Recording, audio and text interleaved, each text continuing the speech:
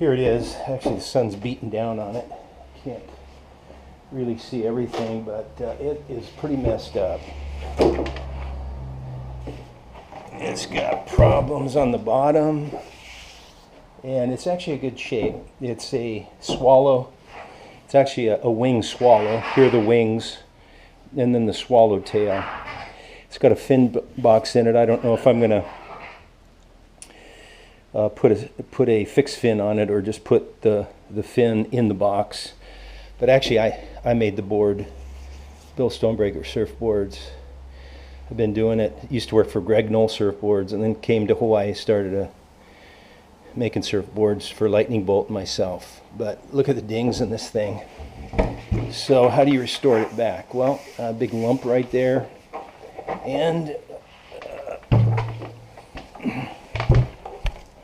then whoever bought this board, they put a marijuana leaf right in the middle.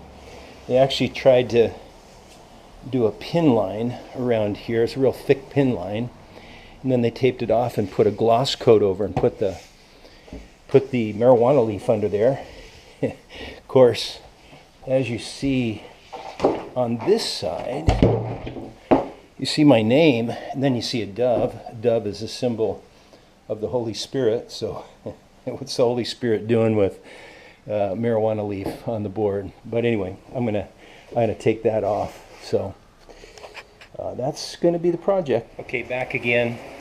I've kind of got everything set up here. If you notice here, I've got a water barrier because when I sand this, all the sanding dust will go out here. I don't want to get the neighborhood all dusty and have this stuff fly everywhere.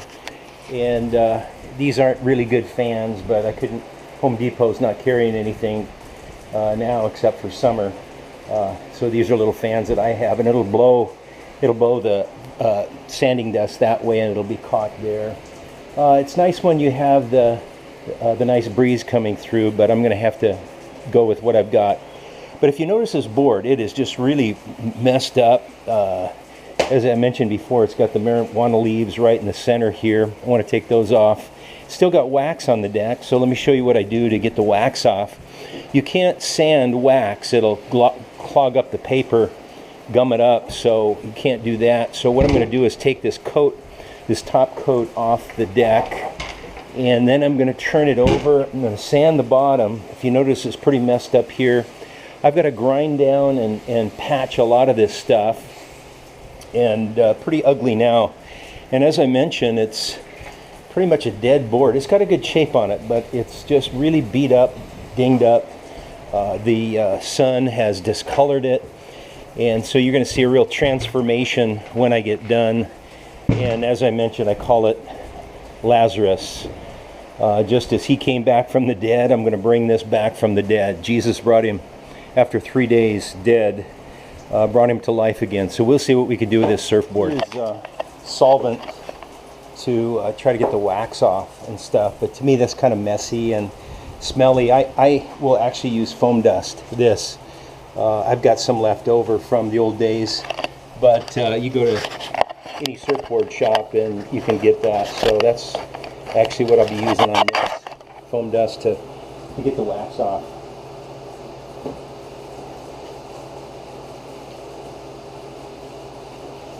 You just basically get some in your hand like this, and then just start rubbing it on, and the wax seems to want to just come off with ease. Actually, between the top and the bottom of the board, you have to remember this board is 40 years old, so it's an old board. It's still got its classic design, but it's like an old classic car that sometimes you need to renovate it and do some body work on it, and then eventually paint it. But I've got all the wax off at this point, so now it's just a matter of grinding it. And what I'll do is I'll take a hard back grinder. This is a Milwaukee 5000 RPM, and I don't suggest you using one of these unless you really are familiar with these grinders. These can get away from you really easy. But notice the hardback disc and the hard grinding disc. And this is a 60 grit. And what I'm going to do is just take down the high edges on the board and try to take off this rough area that the fellow that bought it before, he put an extra gloss coat on it and put the marijuana leaves. So I'm going to take all that off.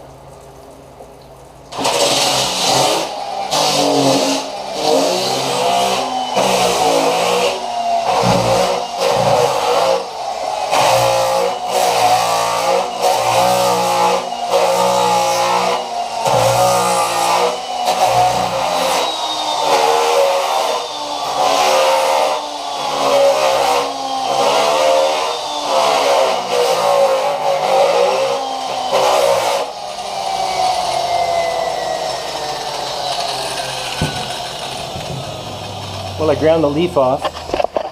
Feel a little high. No, I'm only kidding.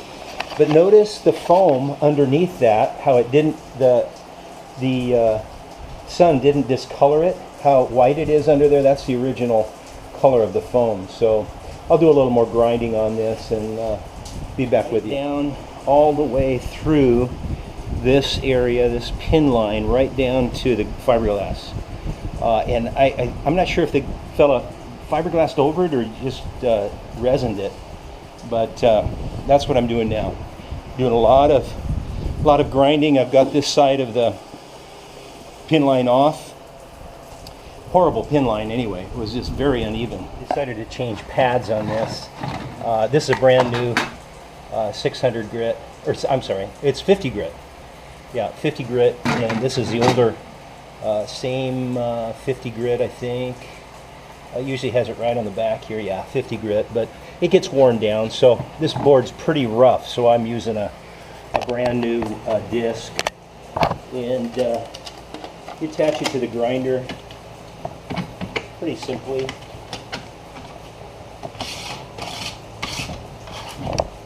We're ready to roll here now with this brand new disc.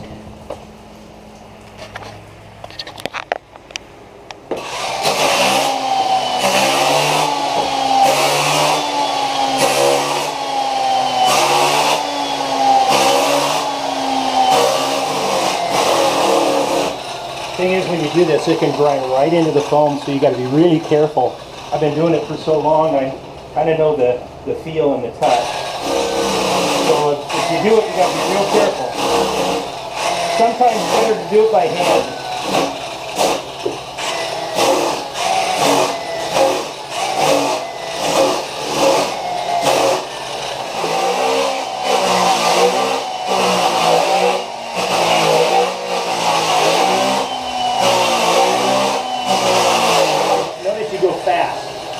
You go fast, you don't hold it there or it's going to grind in.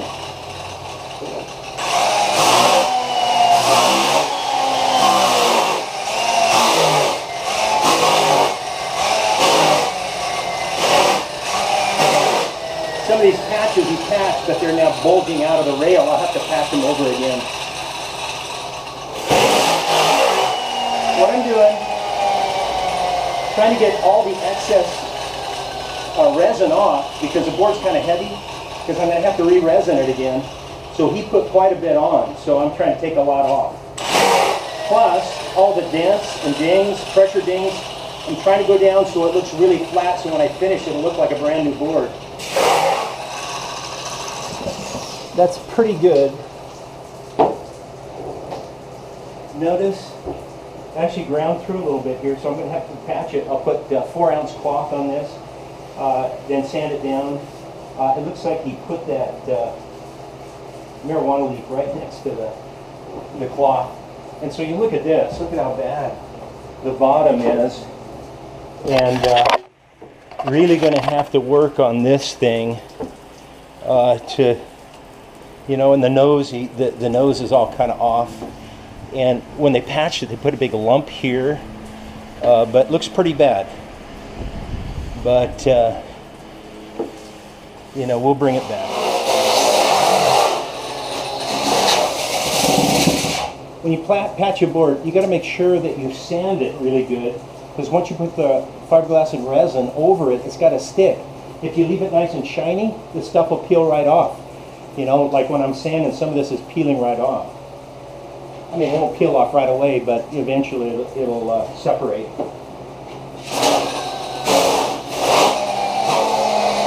One other thing,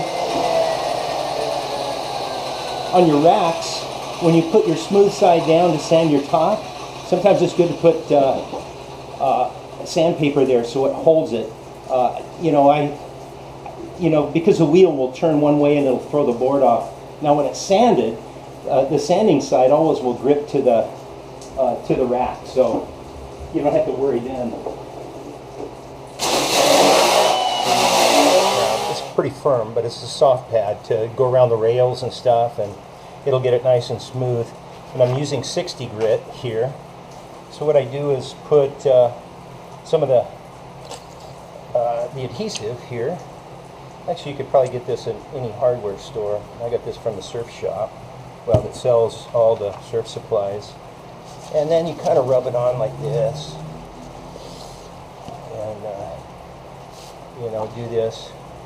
I put it just, very close, because I like to use this part for sanding when I hand sand. And then you take scissors and just cut it out. Some will take a razor blade, but this works pretty good.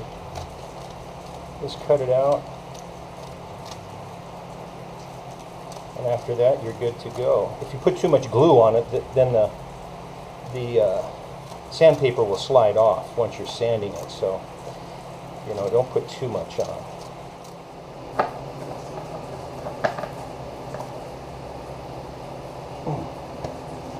Okay, ready to go.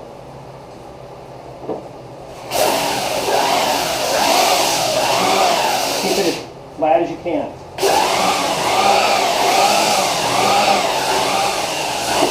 I like to trigger it. I don't want to keep it full bore. That way I can control it more.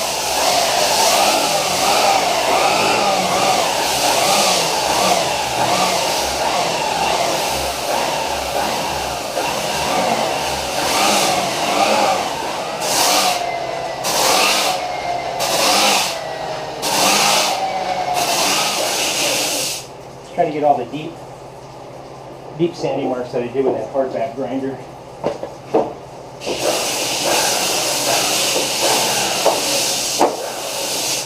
And then I'll use 100 grit to find that, and then it's all by hand. Now the bottom.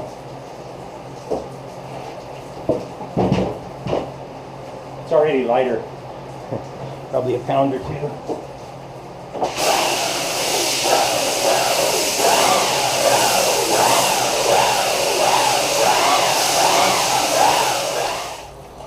So that other half of the other part of the sandpaper, put a little glue on it, and then use it for the rails. 60. I didn't do the 100 yet, but I'll do the 100 just a little bit. So I'm going to just make sure the rails are nice and even. So I ground them pretty hard.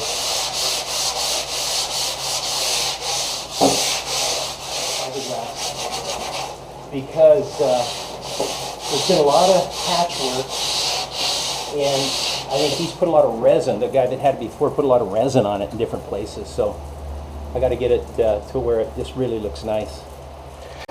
What I'm doing now is getting out the hatchet marks. See, when I went down with that grinder, it kind of does the hatchet marks. So you gotta make sure you get those out, because when you gloss the board, you'll look down it and you'll still see those hatchet marks. So you got to spend a little time, doing that back and forth until all those hatchet marks are gone. I'm gonna dust the board with, actually I have a old Kirby. The vacuum cleaner, you reverse it and it blows. So I've had that for like 40 years. And I'm gonna blow the board off. I'm gonna fill the bad places with some resin so that I can sand it again, so when I gloss it, they won't suck up the resin and have little dings or little pukas in it, as we call them.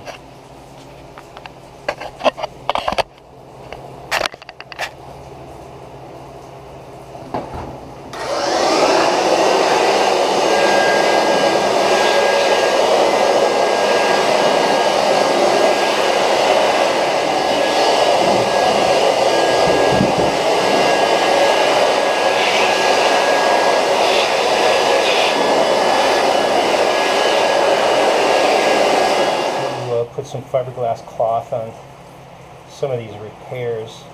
This when I sand it, it comes down even with the board because it's a little lumpy right now.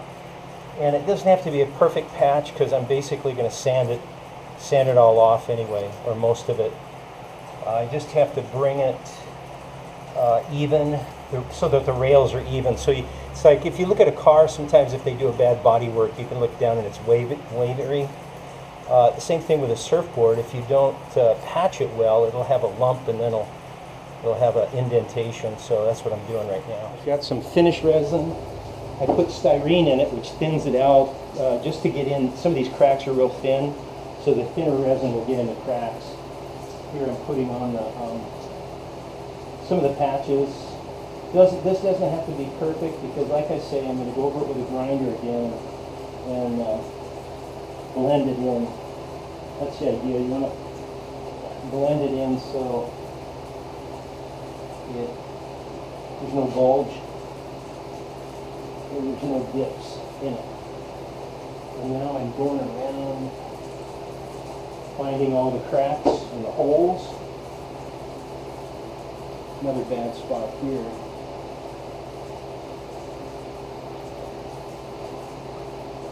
You have to kind of experiment. Catalyzation just depends on how much humidity and the temperature and stuff. The colder it is, the more catalyst you're going to want to use to kick off the resin.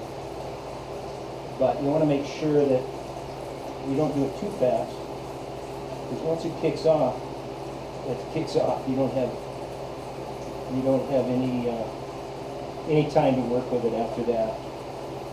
Once it goes, it goes. So I'm just filling in anything that I see when I gloss it. It could suck up resin or color, because I'm going to put color on this. And I have to have color because there's so many bad spots. So I'm looking for cracks. I'm looking for holes. Anything that resin will find its way into. And this resin will find its way, but then I'll sand it. It'll seal it, after it penetrates it. And then once I gloss it, then it should be perfectly smooth. That's the hope.